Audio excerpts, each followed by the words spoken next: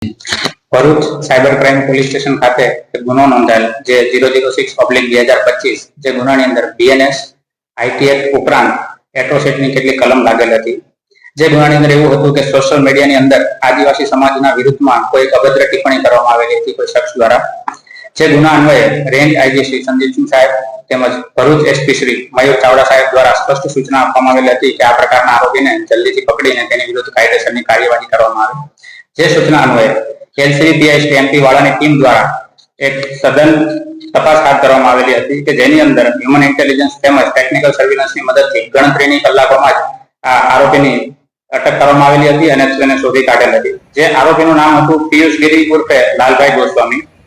જે આરોપીને લાવી અને તેની સઘન પૂછપરછ કરેલી છે, અગત્યના પુરાવાઓ ભેગા કરેલ છે અને તેના વિરુદ્ધમાં કાયદેસરની કાર્યવાહી ચાલુ કરેલ છે।